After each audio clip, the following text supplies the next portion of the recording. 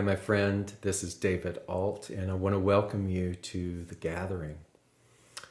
I am filming this on what is Mother's Day of 2022, and I want to start with a question for you, and that is, are you open and willing to be nurtured? Seems fitting on a day like today. Are you open and willing to be nurtured?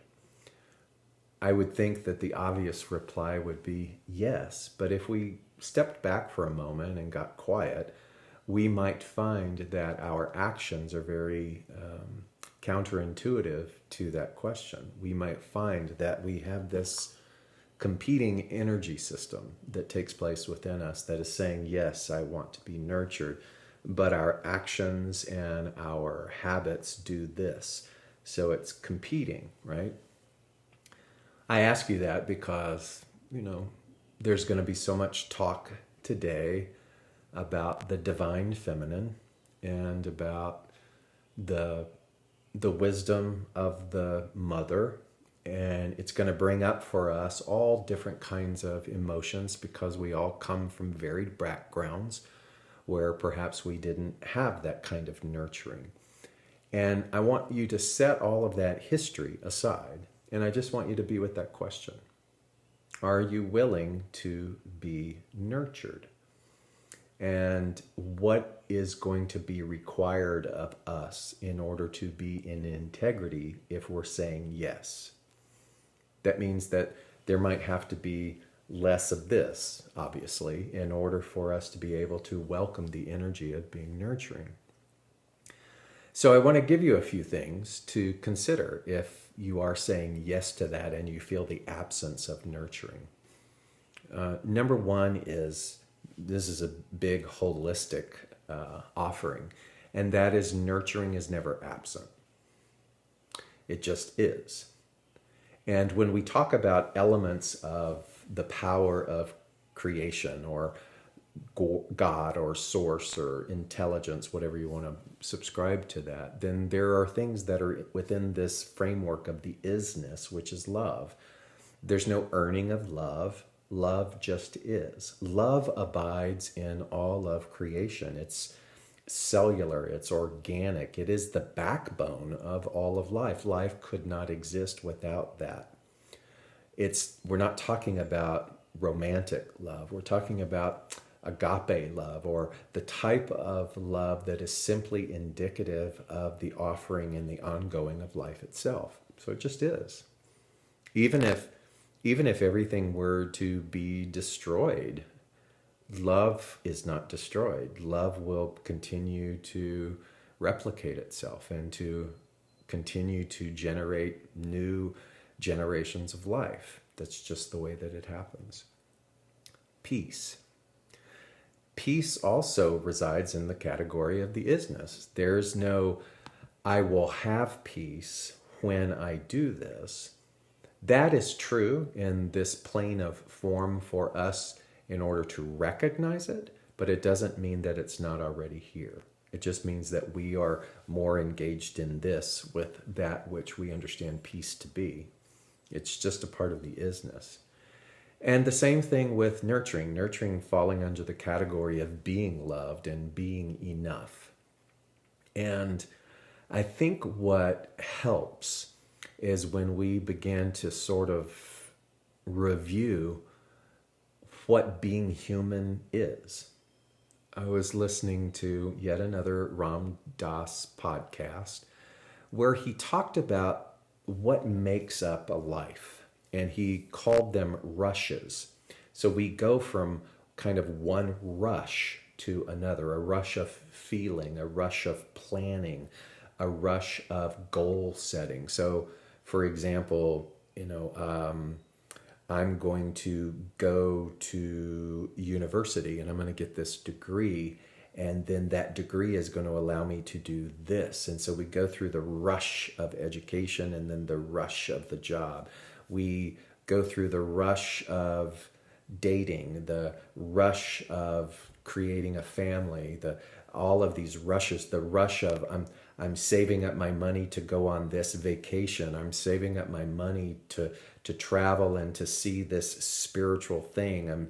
The rush of a retreat, the I mean, it goes on. And then if you get really granular with it, you can see that even getting up and having our morning coffee is one of those rushes. Everything is being methodically planned out so that we're living in this sort of mechanical pace. We're living not fully present in the moment, but then sort of engineering and calculating what the next rush will be. For some, it's the next rush of the great meal, or the next rush of the great orgasm, or the next rush of the great accolade, the great rush of the next promotion. I mean, on and on and on. It falls under all categories. It really does. And we were talking about this because we were comparing calendars, and the summer is going to be quite full. And we made this comment, and I'm sure you've made this comment too. It's like, how did it become May already? It feels like it was just January, like the year just began. And you start to see what time is, and how inescapably defining it is, because it's so beyond comprehension. Time is an element of measurement that we get to use in human form, but in actuality, in the bigger scheme of things, there's no such thing. Because from a quantum perspective, there's no such thing as time as what we define it. And so sometimes that element of time can appear to be very slow, particularly if we're wanting the rush, and the rush appears to be absent. And then sometimes it feels as though it goes by quickly when the rush seems to come in and sort of act like cotton candy, like it's really good in the moment, and then all of a sudden it's over and we feel empty inside. And so it's the thing about being nurtured and the thing about being enough can get lost within the mapping out of these rushes. The idea of finding love or being loved or feeling enough, if it's all predicated on the accomplishment and the regularity of all of these rushes, then that too is going to feel very empty. And before you know it, we have filled this entire incarnation with going from one rush to the next without really understanding what it means to just be. And this isn't a discourse on making doing wrong, because that's a part of being human. We will be in the doing machine. But doing and being are not exclusive of one another. And that's the beauty, I think, of where we pierce the veil of having to repeat time and again the same old mechanical lives, incarnations of just doing and seeking the next rush. Where's my next meal? So whether it's primal or whether it's intellectual, we do that. And so in thinking about that and being aware of how fast the year is, and looking at and outlining all of the rushes of this year and all of the seeming absence of rushes, what can we do with our doing to fill it with more being? In this celebration of Mother's Day, how can we unveil the awareness and the wisdom that is already within us, that knows that we are nurtured beyond comprehension? Whether we had that in the physical with a physical mom or not. Whether we had it with our mom and now we're missing our mom because our mom's not in the physical. Or where its absence produced a craving within us that we map out a lifetime of rushes trying to fill the void of not having that nurturing. And you see, we all are sort of picking our adventures then with the way in which we are going from one rush to the other, one event, one futurizing of the next thing.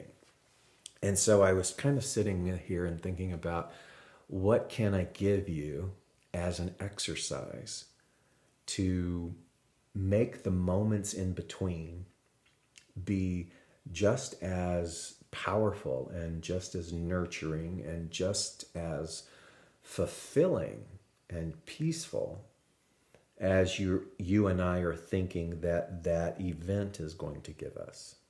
And so one is that I was thinking of this quote by this great wise Native American. His name was Chief Seattle. And he said, "There is no death, only a change in worlds." So I want to use that as the foundation. There is no death, only a change in worlds. And by a change in worlds, really it's the world of form or the incarnation. We're going to keep doing this. My friends, we're going to keep doing this. But the beauty is, while we're doing this one, while you and I are having this discourse, we can bring a whole avalanche of consciousness to it in order to up-level in that spiraling of repetition. And the degree of consciousness that we bring to this incarnation doesn't then get left behind when we move on to the next world, because there is no death, but it builds upon itself. That awareness is never lost. And so we become more and more mindful, more and more self-aware. It's beautiful when we can realize that everything does matter. Everything does matter with regards to our availability to what we already are. Everything does matter when we realize the beauty and the potency of reawakening. And that's really what this job, this discourse, this community and this communication is all about, is how do we continue to reawaken to our already inherent magnificence. So he says, there is no death, only a change in worlds. We go, okay. And sometimes we go, okay, in the intellectual, but how do we apply this now? So I want you to write 3 things down to help in that in the meantime. Help in that in the meantime. One is, you have already won. Let that settle in for a second. You've already won. When you take that and you begin to think about the planning, the calendaring out your year, your goals, what you feel that you have to do, so much of that activity of accomplishment, the planting the seeds for what your harvest will be, in that is a lot of what I would maybe call insidious doubt. It's kind of like, you could think of it like a mold formulating around all of the seeds of those intentions. And that doubt then is the thing that creates the disturbance or creates a lot of this. Because if we lessened this and we went about our planning and our goal setting and our intentionality and calendaring out our year and doing the things that we're passionate about and fostering and nurturing our creativity, but we did it not with the mold of doubt, but with the assurance that we've already won. I'm not saying, and I'm not implying then, that we would be arrogant about it. It's that the stressors of the illusion of the possibility of losing would suddenly be cleansed. And we could go about giving our gifts and celebrating life, and even the in-betweens between the rushes. Let's say I'm beginning an education and I want to graduate and get this particular degree because this is what I want to offer the world. So you can imagine upon the orientation and the graduation, all of the doubt and all of the stress and all of the angst that goes on in that process. We're still going to do the process. The idea that you've already won is not going to eliminate the process. The idea that you've already won isn't about not doing the process. It's about being in the process of the doing, but having more being than doing. Don't you love all that? That's a lot of word salad, isn't it? This is about be human, engage in the process. But can you give yourself the gift that whatever happens, you've already won? You've already enough. And when I say you've already won, it means that when we shed this skin and we end this life, none of the things are going to matter with regards to whether or not we got D's or A's, whether or not we got the job that we wanted, whether or not it looked the way that it was going to look. None of that is going to matter. What is going to be of benefit is our maintaining that sense of mindfulness that continues to welcome in the eternal nurturing. See, if we did that, there would be less time spent in the stress. There'd be less time spent in the anxiousness. Number 2 is you can't get it wrong and you'll never get it done. I'm borrowing that from the Abraham Hicks material. Number 2, you can't get it wrong and you'll never get it done. So again, that dovetails beautifully with number 1, that you've already won, because don't hesitate then to try something new. Don't hesitate to continue to move deeper and deeper into the leading edge of your creativity and possibility. Continue to say yes to a world that is constantly inviting you, not to a world that is by our own mental fabrication is doing this. Because this is a reality for many of us, but it's a reality built within our own mental fabrication.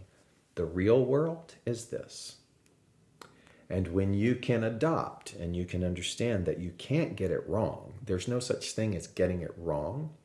There is a lot of pivoting that happens. There is a lot of reevaluation that happens. There's a lot of course correction that happens. But that's a natural element of growth. And if you think about like plants and the way they have this sort of photogenesis where they, no matter what you do, they find the sun. You can see plants kind of bending around and twisting around to find the sun. We're like that. You know, we have that innate thing where we are going to bend and move and zigzag and find that source no matter what. Be like water. Be like water that continues to flow downstream, down a mountain, that when it comes upon a boulder, when it comes upon brush or a stick, it just navigates around it and keeps going. So you can never get it wrong and you'll never get it done, because getting it done or creating a finish line perhaps is just one of those rushes, because then there's going to be another rush. It's like today's Mother's Day. It's like, wow, I remember platform ministry as having to calendar out all of these specific holidays. And then before you know it, here's the next one again, and the next one again, and the next one again. It's like that. It's not like these human calendar events are going to end. They're going to continue to be. So, but you can never get it wrong and you'll never get it done. I want you to see how much more in alignment that is to this, the nurturing. When I tell you that nurturing is a part of the isness, That isness and being in right relationship with it is our responsibility. No one else is going to diffuse this or allow this to dissolve more and more other than our our decision.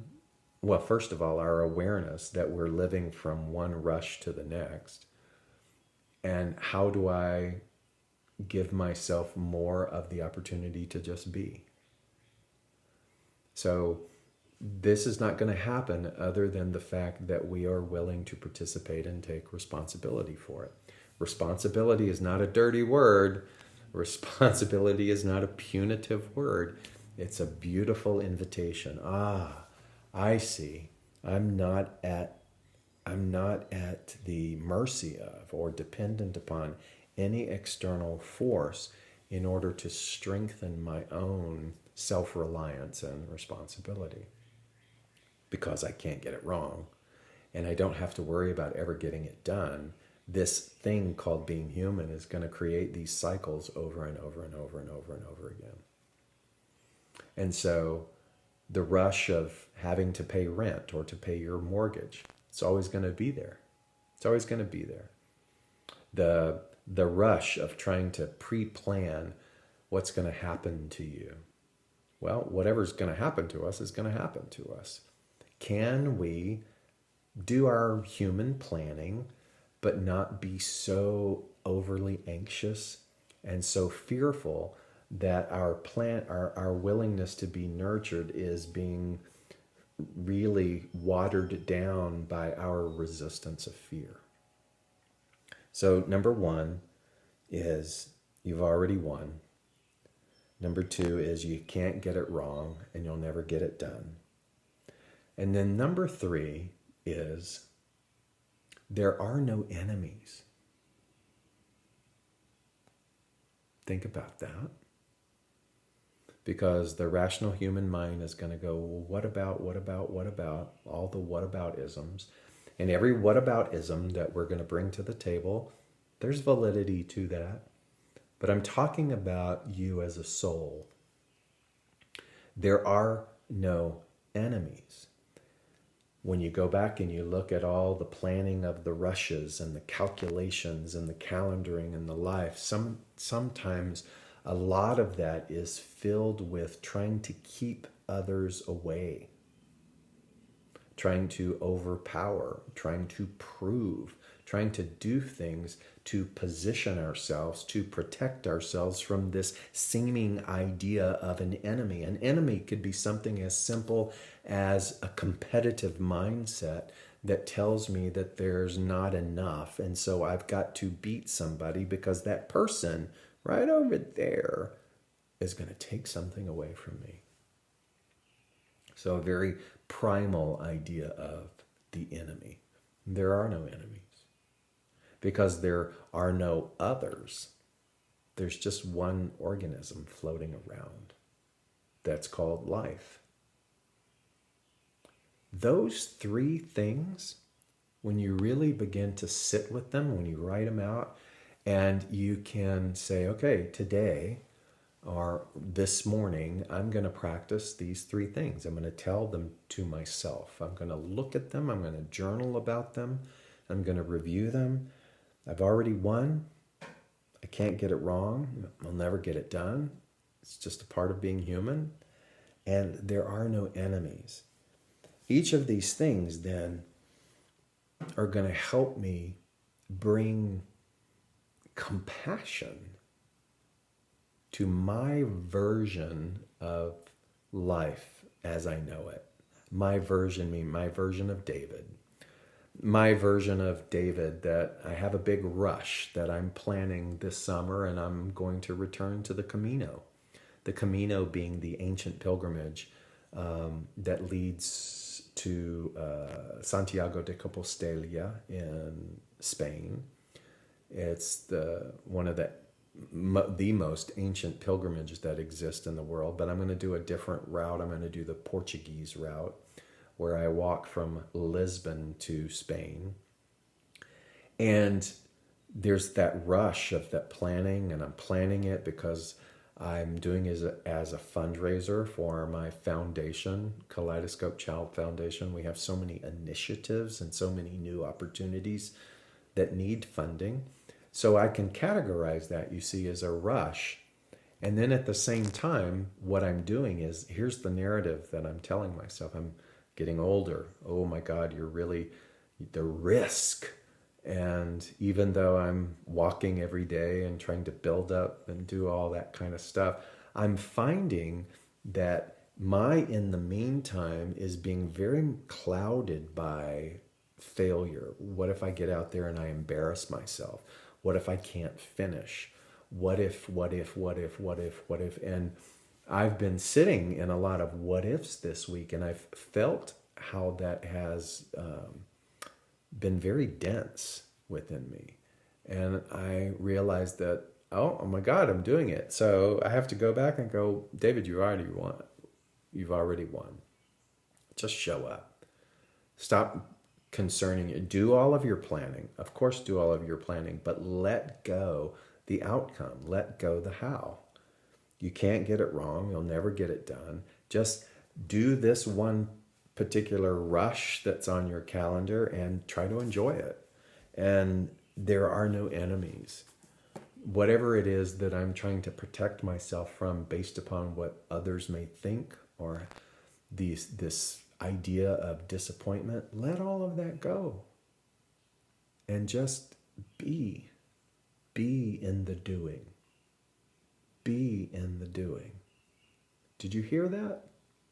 Not do, but bring beingness to the doing. That's one of the most beautiful and welcoming energies that allows all of that isness of the nurturing, the peace, and the love to be felt right here and right now. Try those out. Try those out. And I would love to hear your experience and how I can support you in that. Much, much love.